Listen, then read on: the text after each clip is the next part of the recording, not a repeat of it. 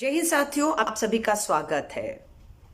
आदेश की पार्लियामेंट के अंदर कुछ ऐसा घटित हुआ जिसने आज लगभग बहुत से चैनलों की जो है वो डिबेट की सुर्खियां बनकर आए। मैं अभी डीडी न्यूज की पर भी चर्चा थी कि देश के प्रधानमंत्री जी आज कांग्रेस नेता श्री गुलाम नबी आजाद साहब के राज्यसभा का टेन्योर पूरा होने पर उनका जो विदाई थी उसको लेकर देश के प्रधानमंत्री जी भावुक हो गए।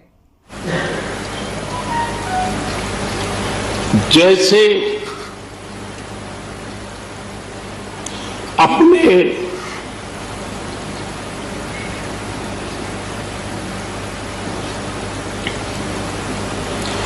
परिवार के सदस्य की चिंता करें, वैसी चिंता मैं आपसे पूछना चाहती हूं, इस भावुक प्रधानमंत्री जी के पार्लियामेंट में भावुक होने को आप कैसे लेते हैं? मुझे थोड़ा सा समझ नहीं आ रहा, इसलिए आपसे पूछ रही हूं। पुलवामा में हमारे 40 जवान शहीद कर दिए गए।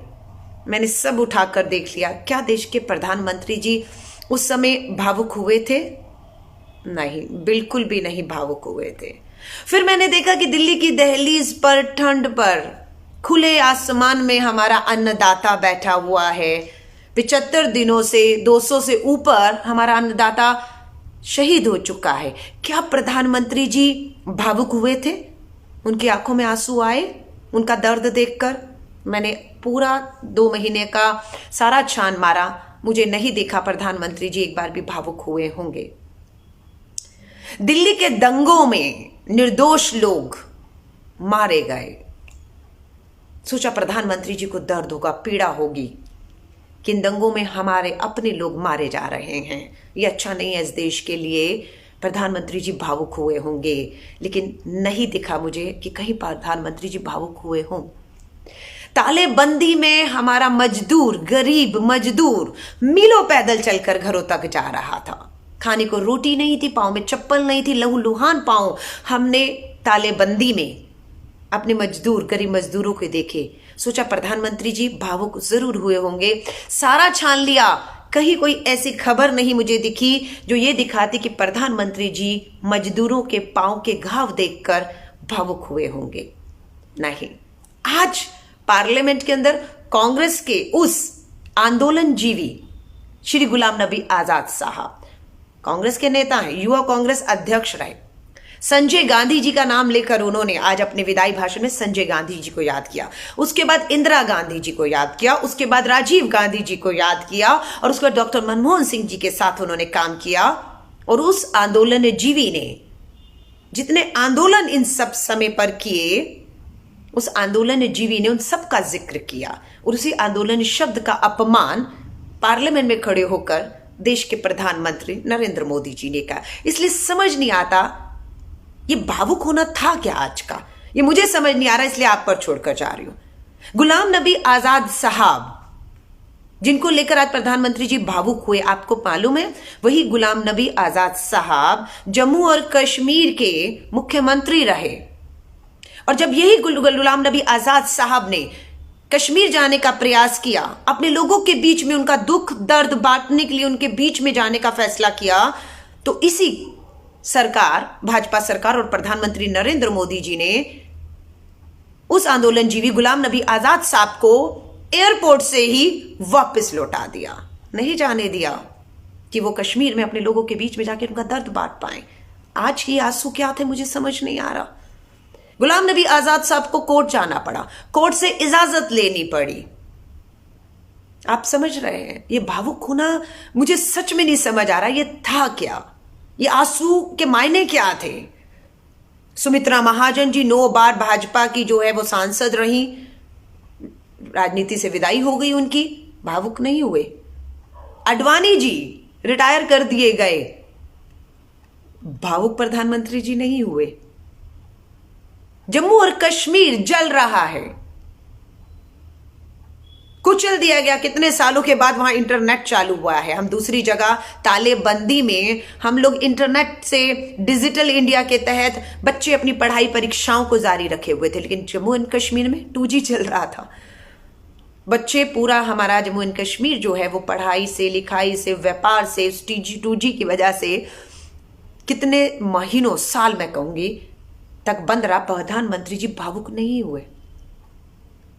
देश का युवा बेरोजगार सड़कों पे रोजगार मांग रहा है और उसे लाठियां पड़ रही हैं। देश के प्रधानमंत्री जी भावुक नहीं हुए। महंगाई ने आम आदमी की कमर तोड़ रखी है। पेट्रोल, डीजल, LPG सिलेंडर के दाम बढ़े हुए हैं, लेकिन प्रधानमंत्री जी भावुक नहीं हुए। इसलिए मुझे समझ नहीं आता कि आज जो प्रधानमंत्री जी भावुक हुए हैं उसके मायने क्या है। यही गुलाम नबी आजाद साहब हैं। बहुत सम्मान है कांग्रेस के नेता, गर्व महसूस होता है आजाद साहब के ऊपर।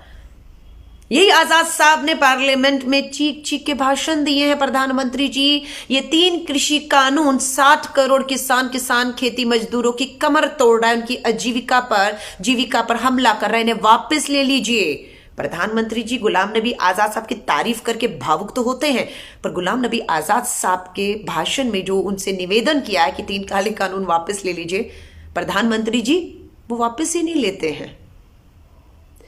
जिस कौम से गुलाम नबी आजाद साहब आते हैं, उस कौम के लिए प्रधानमंत्री जी ने कहा था, इन्हें इनके कपड़ों से पहचानिए, इनको इनके पतीले खाने से पहचानिए, इनके पतीलों में क्या है, इनका पहनावा क्या है। आज उसी गुलाम नबी आजाद साहब को, जिन्हें पहचानने की बात कपड़े और खाने से प्रधानमंत्री जी करते थे, आज वही प्रधानमंत्री जी गुलाम नबी आजाद साहब और उसकी कौम को पहचान गए हैं, मुझे लगता है। इसलिए पार्लियामेंट में कोई बात करते हैं वह भावुक हो जाते हैं और बाहर कटाक्ष होते हैं। आज क्यों, मैं एक सवाल पूछ रही थी, अगर कोई भी, ये महान देश है, हिंदू, मुस्लिम, सिख, ईसाई, सब अनेकता में एकता है हमारी यहां पर। अगर गुलाम नबी आजाद नहीं रिटायर होकर कोई हिंदू, सिख, ईसाई सांसद रिटायर हुआ होता, विदाई होती, तो क्या उसे ये शब्द कहना पड़ता कि मैं कभी पाकिस्तान नहीं गया हूं और मैं अपने आप को खुशनसीब मानता हूं, मैं पाकिस्तान नहीं गया हूं। ये क्यों एक उस कौम से आए सांसद को पाकिस्तान का नाम लेकर एक बार फिर भरोसा दिलाना पड़ता है कि मैं सच्चा हिंदुस्तानी मुस्लिम हूं, देशभक्त, भारत का देशभक्त हूं। क्यों किसी और को तो ये जरूरत नहीं पड़ती, तो इसी कौम को आज भी इस सरकार के तहत ही क्यों ये कहने की नौबत आती है। डॉक्टर मनमोहन सिंह जी का जन्म पाकिस्तान में हुआ था।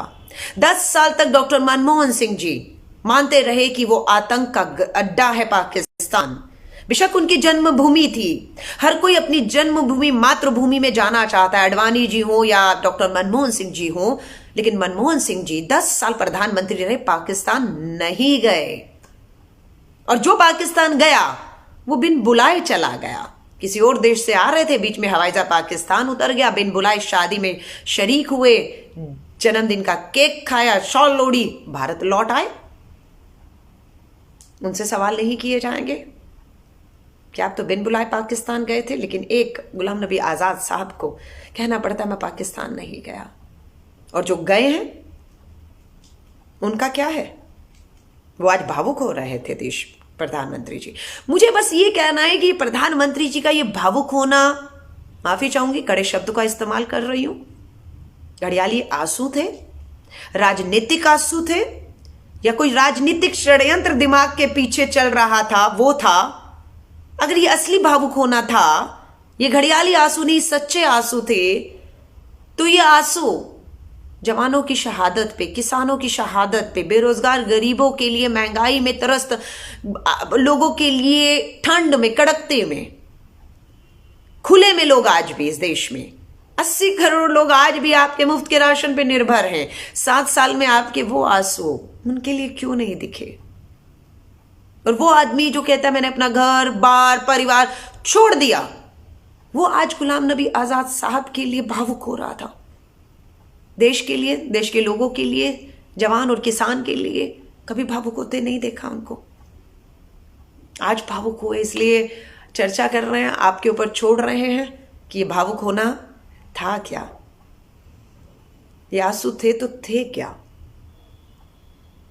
आंसू ठीक है, अन्नदाता राकेश टिकैत जी का एक आंसू इस सरकार को इतना महंगा पड़ा कि आंदोलन को जो सोच रहे थे षड्यंत्र करके कुचल के खत्म कर देंगे, वो अन्नदाता का एक आंसू सैलाब ले आया और खत्म होते आंदोलन को वापस जिंदा कर गया। वो एक आंसू तो अन्नदाता का आंसू हो, सरहद पे जवान जिसने कहा था कि मुझे दाल, मेरा खाना इस तरीके का मिलता है, मुझे, मैं बर्फीली चोटियों पे इस देश की हिफाजत के लिए लड़ता हूं, उसके लिए भावुक नहीं हुए थे प्रधानमंत्री जी। उसकी दाल नहीं बदली थी, उसका तबादला भी नहीं किया था, उसको नौकरी से ही बर्खास्त कर दिया। और जब प्रधानमंत्री जी के सामने उसने चुनाव लड़ने का, उसको हमारे जवान ने फैसला किया, उसका नामांकन रद्द कर दिया गया, उस पर देशद्रोह के मुकदमे डाल दिए गए। ये तब भावुक नहीं होते हैं। ये कितने हमारे शहीद कुर्बान होकर आते हैं इस देश में। कभी प्रधानमंत्री जी को आपने देखा भावुक होते हुए? पुलवामा के जब शहीद आए थे ना, उसके 4 परिक्रमाएं लगाई थी, फोटो शूट हुआ था, क्योंकि चुनाव में उसका लाभ लेना था, लेकिन भावुक तब भी नहीं हुए थे देश के प्रधानमंत्री जी। नहीं मालूम ये क्या है आंसू। और जहां तक आजाद साहब हो, कोई भी हो, मनमोहन सिंह जी प्रधानमंत्री थे, रिटायर हुए, अटल जी थे, रिटायर हुए, जो भी आया उसे जाना, ये तो पद है। आज वो सांसद, कल वो सांसद रहेगा, आज वो प्रधानमंत्री, कल वो प्रधानमंत्री होगा, और हर एक का रिटायरमेंट होना है। जो आया है उसका जाना है, कुर्सी सत्ता के साथ। मुझे नहीं मालूम भावुक का क्या मतलब क्या था। वो कोई दुनिया छोड़ के नहीं जा रहे। सुषमा स्वराज जी, अरुण जेटली साहब, बहुत बड़े बड़े कद्दावर नेता मैं कहूंगी, पल में चले गए। आपके गोवा के हमारे मनोहर पारिकर जी कम उम्र में एकदम से चले गए, लेकिन तब भी भावुक होते नहीं देखा हमने। मालूम नहीं है भावुक होना क्या था, इसके मायने आप निकालिए। अगर प्रधानमंत्री जी जवानों की शहादत पे, किसानों की कुर्बानियों पर, देश के बेरोजगार युवाओं को पिटते हुए देखते हुए, लाठी चार्ज पे, गरीब मार पड़ रही है उसको महंगाई की, अगर भावुक होते, तालेबंदी में जो मीलों पैदल चले। और एक वाक्य और याद आ गया बात करते करते, याद है नोटबंदी, याद है ना? उस नोटबंदी में देश के प्रधानमंत्री जी ने भाषण में ठाके लगाकर ताली बजाते हुए क्या कहा था? घर में शादी थी, वीडियो खोजिएगा प्लीज, घर में शादी थी, पैसा नहीं था, हा हा हा, बारात लौट गई। ये प्रधानमंत्री जी के शब्द थे। अगर वो संवेदनशील भावुक प्रधानमंत्री है, नोटबंदी के बाद एक गरीब के घर में शादी थी, पैसा नहीं था, बारात लौट गई, उसे ठाके मारकर हंस के नहीं कहता, उस पे भावुक होता कि आपके एक फैसले ने लोगों को कहां लाकर खड़ा कर दिया है। घर में मौत हो गई थी, कफन के लिए, शव को जलाने के लिए लकड़ी के पैसे नहीं थे। प्रधानमंत्री जी आप भावुक नहीं हुए थे, आपके आंसू तब भी नहीं आए। इसलिए ये जो आंसू आपके पार्लियामेंट में आए हैं ना, ये समझ से हमारे परे हैं। आपके ऊपर छोड़ के जा रही हूं, 911 लोग हैं, सुन रहे हैं, इन आंसुओं का आंकलन करिएगा कि आंसू थे क्या। आप सभी से विदा लेती हूं। अपने अपने नजरिए से इसे देखा जा रहा है, समझा जा रहा है। प्रदेश के प्रधानमंत्री हैं, सर्वोच्च पद पे बैठे हैं, संसद के अंदर खड़े होकर जब ये दृश्य होता है, ये सब देखने को मिलता है। हर तरीके की जुमलेबाजी, लफबाजी होती है, देश के मुद्दों पर बात नहीं होती। उन मुद्दों का जिक्र करके प्रधानमंत्री जी जब भावुक नहीं होते हैं, हाँ, आप देखिए, आप सबसे विदा लूंगी, आपके ऊपर फैसला छोड़ के जा रही हूं। सोचिएगा रात को सोने से पहले ये था क्या। जय हिंद, जय भारत।